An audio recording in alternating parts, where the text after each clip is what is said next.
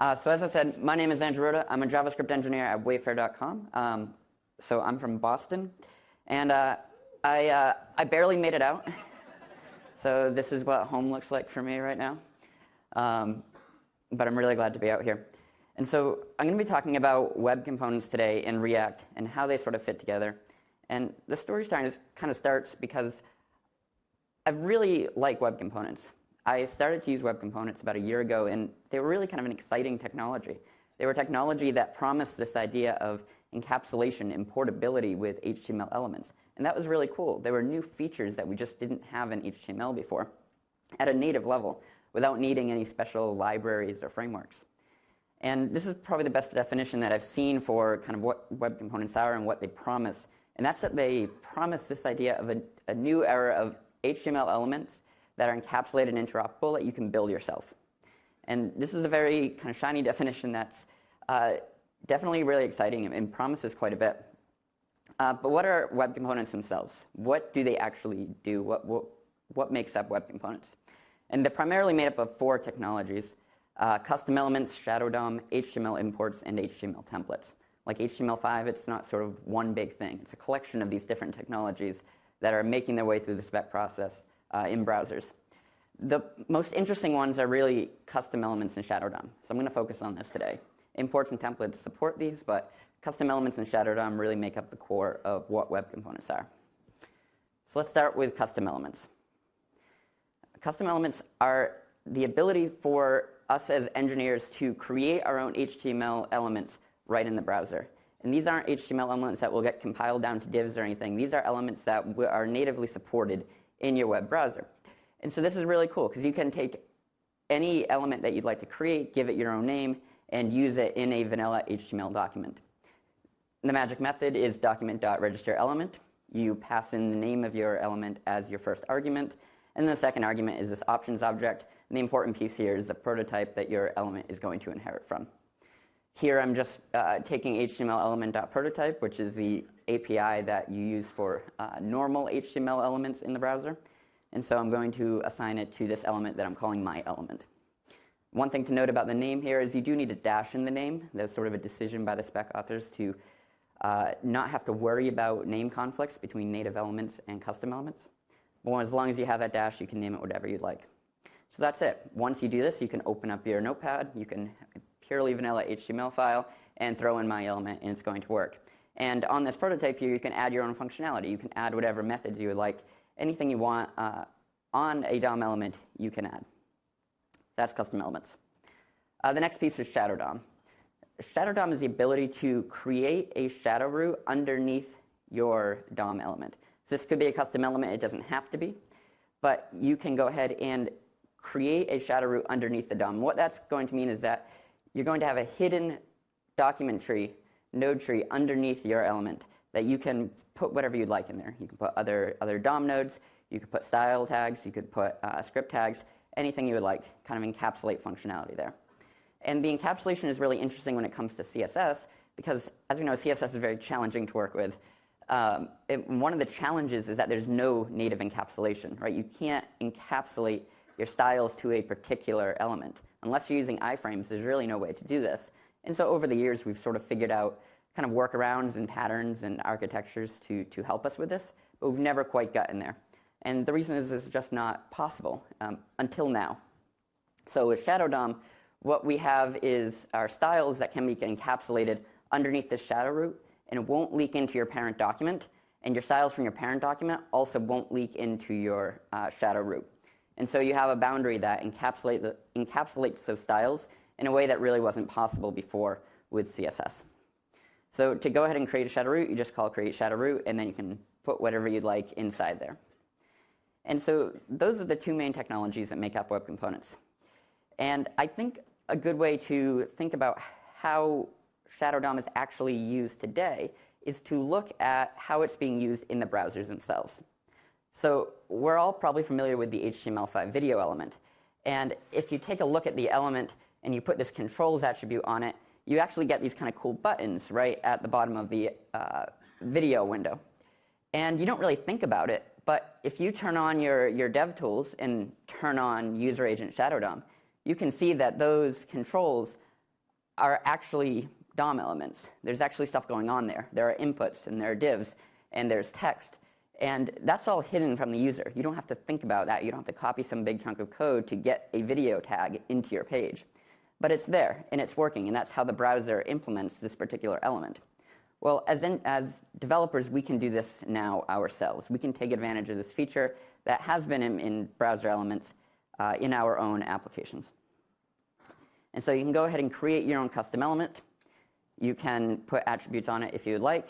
And then you can go ahead and add a shadow DOM. And if you were inspecting this with debugger tools for shadow DOM, you would see underneath that a whole host of nodes could be there. Styles, scripts, normal DOM nodes, etc. And this is really interesting because there is no library that you have to use to do this. If you're using a supported browser, your component is portable between any application. Their API is the web platform. There's nothing else. And it's this portability, I think, that makes web components really interesting and really special. It means that your normal HTML elements that you're using every day to build web applications in whatever framework can now just be augmented by your custom elements. And maybe these are custom elements that you build. Maybe they're elements within your organization. Or maybe they're elements that you're consuming from open source projects. And you can go ahead and add these to your repertoire of elements. All right, so that was web components. And I worked with them for a while, and they were really interesting, and they brought me a new level of power. Then I started using React. And I don't think I have to tell you that I fell in love with React. There's really so much there that's valuable. I don't need to explain all the reasons that we like React, and there are a whole bunch of different ones, and this conference has given us about a dozen more, which is great. But I didn't really know where they fit together. What was their relationship? Could I use web components within React? Was React supposed to go in my web components? Were they completely separate, and they never could be used together? And so I was thinking about this, and I was starting to work on my talk. And I went to a meetup in Boston, a React.js meetup, and Pete Hunt was speaking on React. And he made a comment that he said that he didn't think web components were the right paradigm at all for building web applications. And this was kind of disappointing. I thought maybe this isn't meant to be. Maybe these two just don't go together. And so maybe I had to pick one. Maybe if I wanted the portability of web components, I had to choose that. But if I wanted all the application building functionality that I liked in React, I had to go with that. And it was sort of this either-or proposition. And that was kind of disappointing, because I don't know that there was a whole bunch of overlap between these. There were definitely features that I wanted in both. And why couldn't I just use them together? Because after all, my React application was essentially a collection of these React components that at the end of the day compiled down to DOM nodes.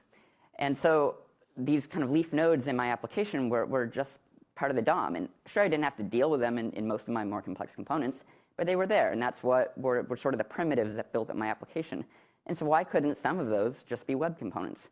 After all, that's part of the promise of portability, right? Is that I should just be able to drop them into my application. So I was a little bit more encouraged, and so I went ahead and gave this a try. I just threw a custom element into my JSX and figured I'll see what happens, because it's just a DOM element, right? There shouldn't be a problem. There was, and the problem was that I sort of got this strange error message, but it was a descriptive error message, and it told me that I couldn't use lowercase component names. And I thought to myself, well, I'm not trying to use a component heat name here. I'm trying to use a DOM element. So I followed the link that explains what the problem was. And the issue was that React wasn't really sure whether I was referring to a component or a DOM element. I'd sort of made up this custom name. And sure, I had registered it in my browser, in my document, but I hadn't registered it in my application. There wasn't a way to do this. If it wasn't on that whitelist of HTML SVG elements, I wasn't going to be able to use it. And the reason that this was a problem, and the reason that React had to have this whitelist, was because, let's take an example, the picture element. So we have a responsive images picture element. We have a nice way to do responsive images native in the browser. It came out a few months ago in browsers.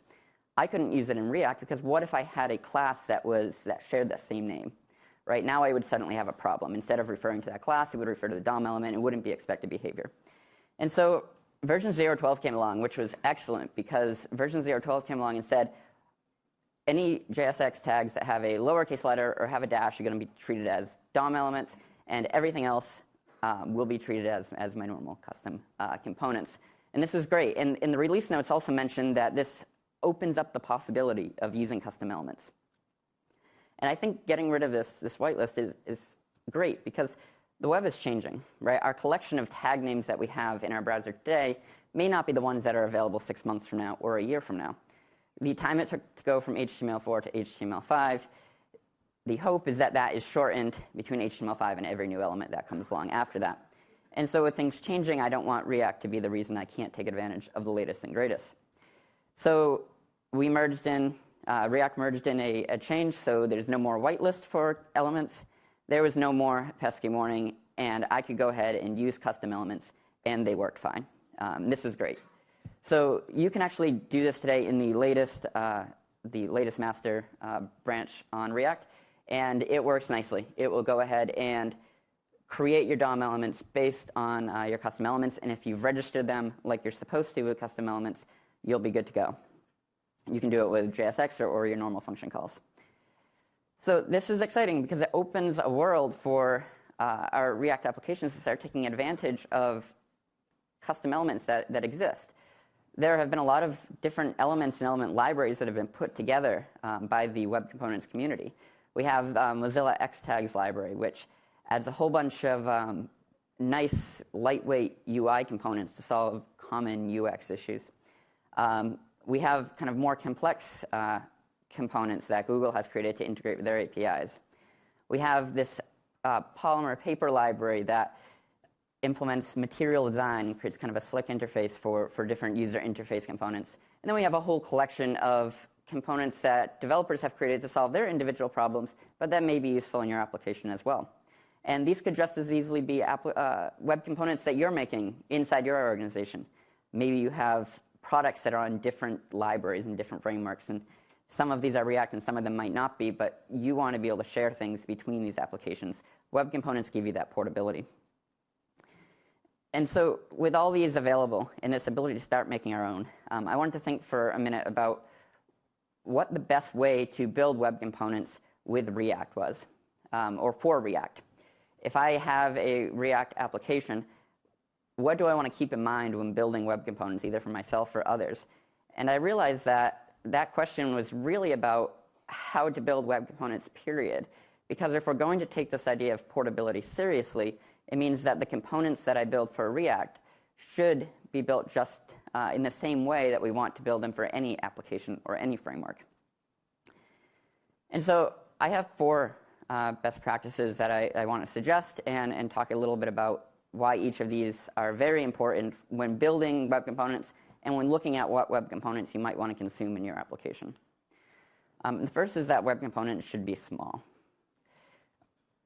If you're considering what should be a web component, which piece of my application should be a web component, I think you need to think about which piece of your application today are taking advantage of the native HTML elements.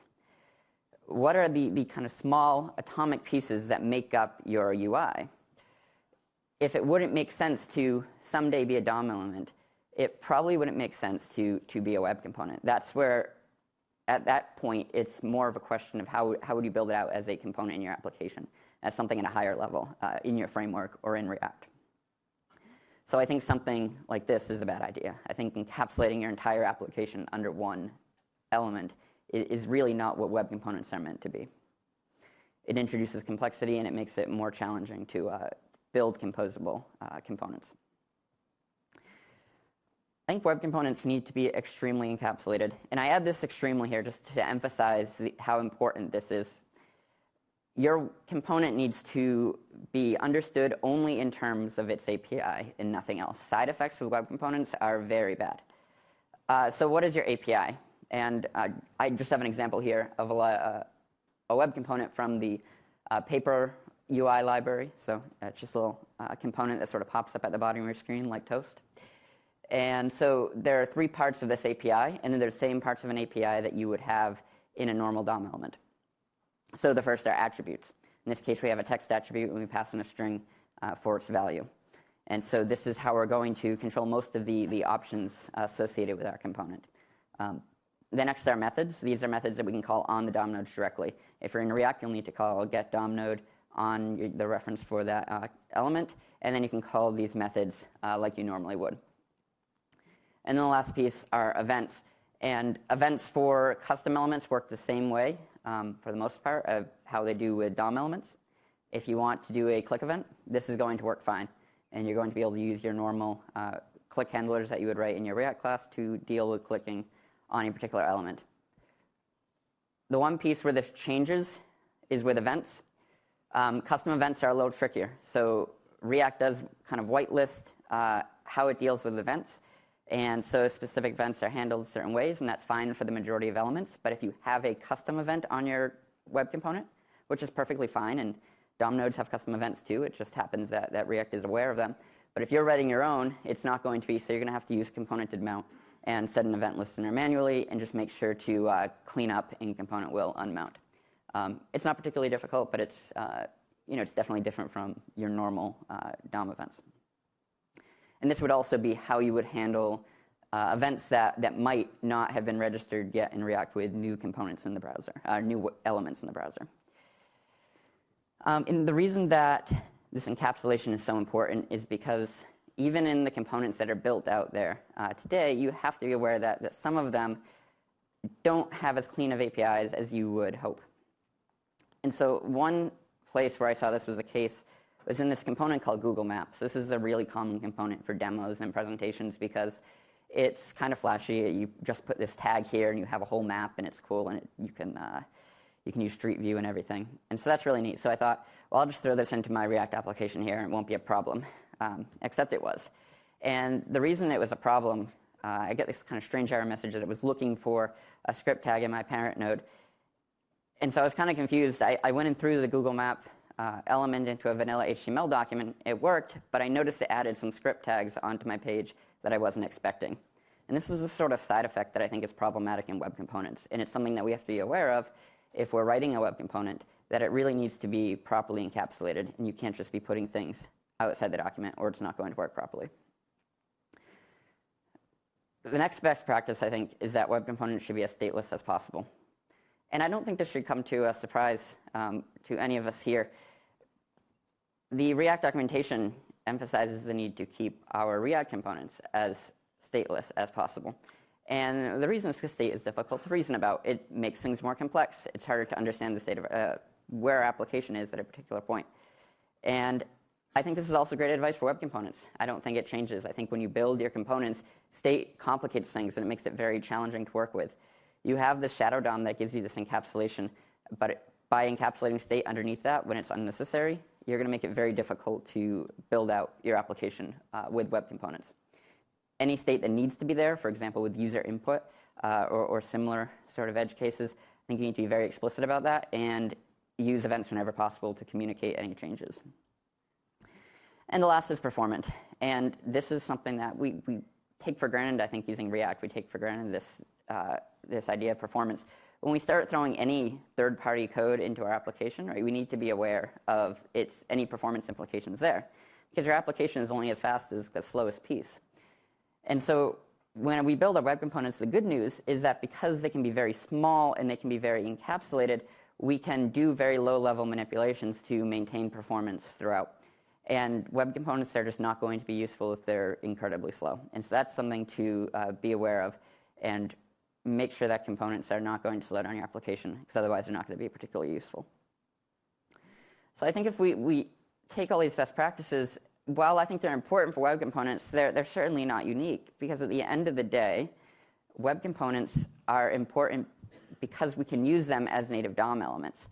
From the outside, from the casual observer, you should be able to look at an element and not really be sure whether it was implemented by the browser or whether it was implemented externally.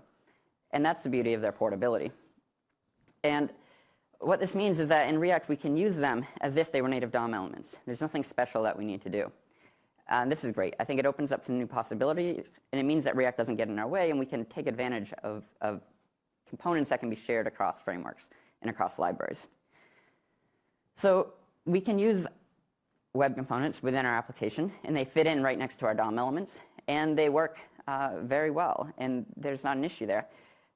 But I think when you look at a diagram like this and you think, well, this is great. Web components are our leaf nodes. They're the end of the tree here, and we can use them right next to DOM elements. But wouldn't it be great if we could just throw another React component underneath our web component? What if I could make a web component that had React on the inside, and that I was just exposing this portability to the world, but in actuality, React is underneath doing all the heavy lifting? And I think this is an interesting proposition, but I didn't go into it too much because I do think it is a bit against the philosophy of what web components are. I think when we started including a framework underneath our shadow boundary, we have this issue where our components are no longer small, right? And things are happening underneath that boundary that may or may not be beneficial to our application. We have a host of new issues that come into play here, things like versioning and making sure we don't have duplicate libraries that are included in our application. And so while I think this is interesting, I think there are not a lot of use cases where this makes sense. What is the future of web components and React? And there are two big ones. One is custom attribute support. So out of the box right now, you can use custom elements fine in the latest branch on Mastodon React. You cannot use custom attributes fine. They won't register and they won't get passed on to your components. There's a really quick hack here on this particular GitHub issue on React that can fix it, and that's how I was able to put together any of the examples in this presentation. So it does work with a quick hack. It basically passes through those attributes in the same way you do with ARIA attributes or with data attributes.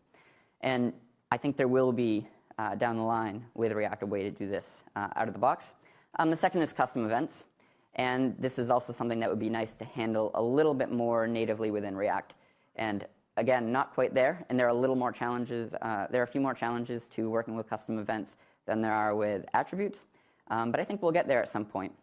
And so you won't replace web components with all your DOM elements with web components in your application, and that's probably not a good idea, but there are places where they can be very useful. And so I think web components and React can actually get along, and I think there's a good future ahead.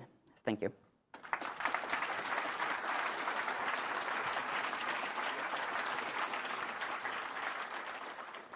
I think I have a few minutes for questions.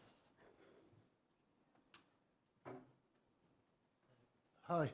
Have you tried integrating a web component that has transclusion, gets children inside React?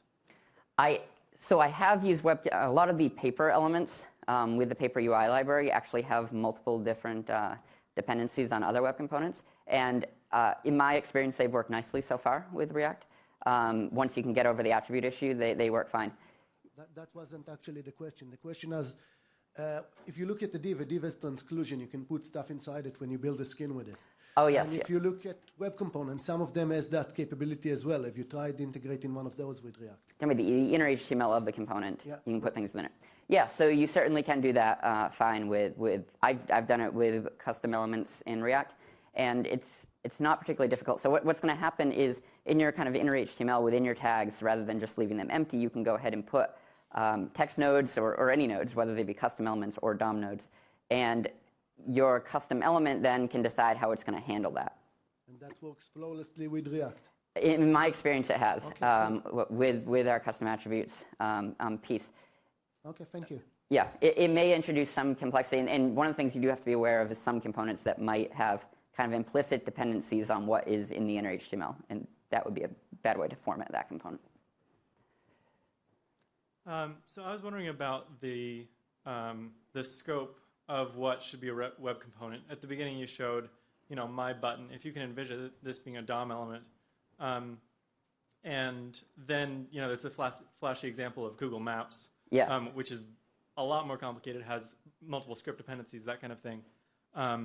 So what level of interaction would you say? I mean, I guess the most interactive DOM element I can think of is the video with the controls. Yep. But can you comment on that? Yeah, no, that's a really great question, and I don't know that there's a clear-cut answer.